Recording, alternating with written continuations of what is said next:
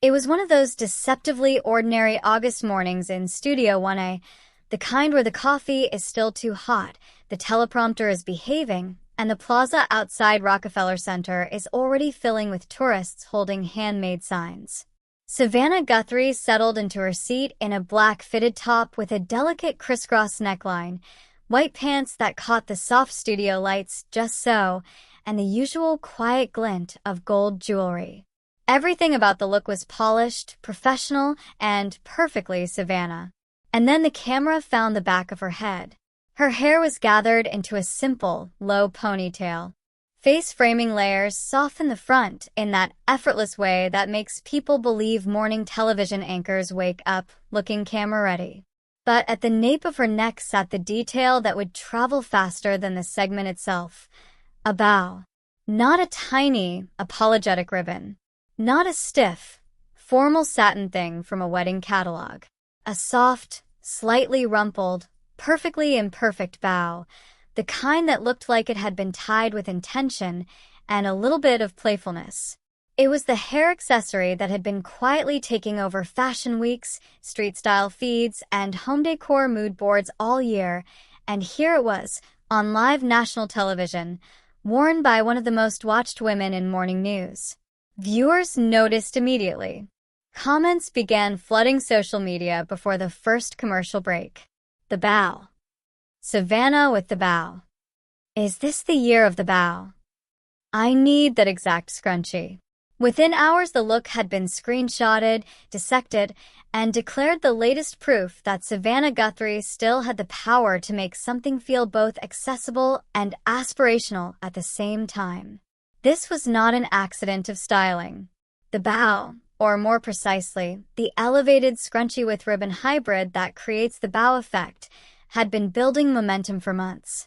After years of sleek, almost invisible hair accessories, fashion had swung back towards something softer, more decorative, and frankly more joyful. Bows appeared on runways and in living rooms. They showed up on gift wrapping and on silk pajamas. They became the quiet punctuation mark on otherwise minimalist outfits. And now they had landed on the Today Show desk. Savannah's version was especially effective because it didn't scream for attention. It simply completed the outfit. The black top and white pants already had a clean, almost architectural quality. The gold jewelry added warmth. The bow at the nape softened everything, introduced a note of femininity that felt current rather than costume-y, and made the whole look feel finished. It was the kind of detail that makes people lean closer to the screen and then immediately start searching for how to recreate it.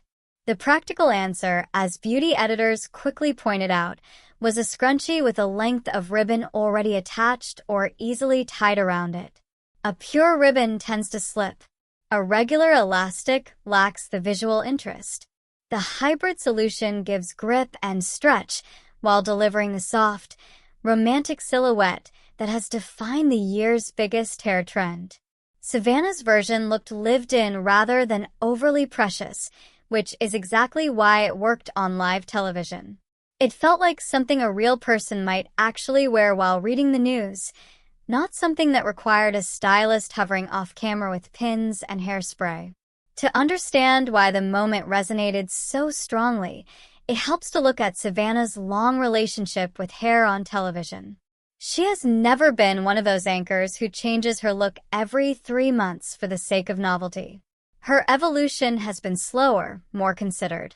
In the early years of local news, she wore the structured, helmet-like styles of the era. Later came the caramel highlights, the longer lengths, the soft waves, and eventually the chic, shoulder-grazing cuts that have defined her more recent seasons. She has experimented with barrettes, headbands, and the occasional playful accent, once famously declaring that a whimsical purple floral barrette was her way of living out little girl hair dreams on national TV. The bow felt like a natural extension of that same impulse, a small permission slip to be a little softer, a little more decorative, without abandoning the polish the job requires. The cultural timing could not have been better. Hair accessories in 2026 had moved past pure utility. After seasons dominated by claw clips and barely there elastics, the industry rediscovered the emotional power of a visible detail. Bows in particular carried a complicated but appealing mix of nostalgia and modernity.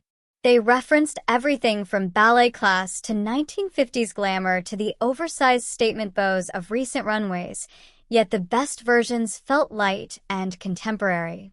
Designers and influencers had been pairing them with tailored blazers, with linen sets, with evening dresses. Seeing the same idea translated into a low ponytail on a morning news set made the trend feel newly democratic. Social media did what social media does.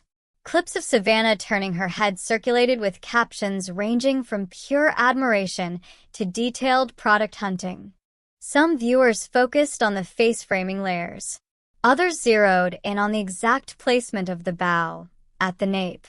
A few debated whether the look was too youthful for a woman of Savannah's stature and age, a conversation that has followed almost every soft or decorative trend she has tried. The majority response, however, was enthusiastic.